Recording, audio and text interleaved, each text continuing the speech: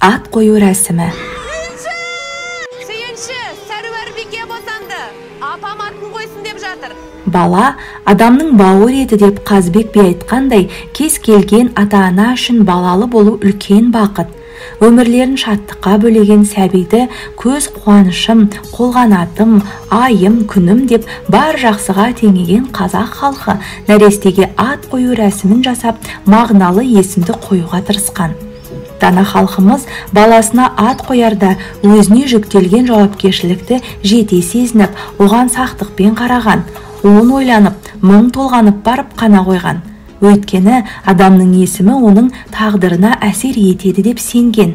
Жалпы, салт бойынша дүниеге келген сәбиге бір аптадан кешіктірмей ат қою керек деген түсінік бар. Мүмкіндігінше ағайын туыстарды, көрші қолаңды шама шарқына қарай жинап, діни наным сеніммен аузы дуалы қарттарға, ауылдың ең беделді азаматтары немесе молдасына азан шақыртып ат қойғызған. Атасы секілді палуан болайын деп тұр екен.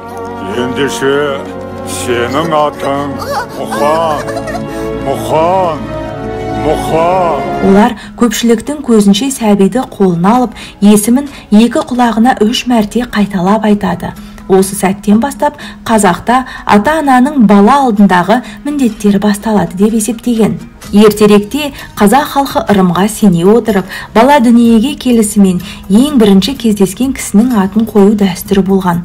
Бұл жағдайда ешкім ерсі көрмей, бұны жақсы ырымға теңеген. Және де ата-бабаларымыз жаңа туған нәрестеге көз тимесін, өмір ұзақ болсын деген ниетпен баласына әдейі түпкі мағынасы сыйқысыз есімдерді де қойған.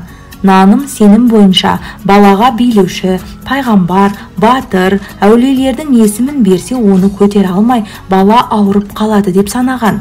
Егер шынында да ауырып қалған жағдайда тағдырын өзгерту мағынасында оның атын өзгертіп немесе өскенше еркелетіп басқа лақапатпен атаған екен.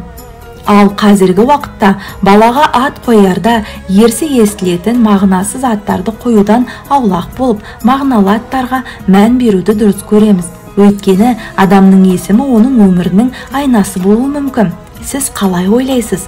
Шығарылым сізге ұнаса, каналға жазылып, лүпіл басып, пікір бөліміне есіміңізді жаза кетіңіз.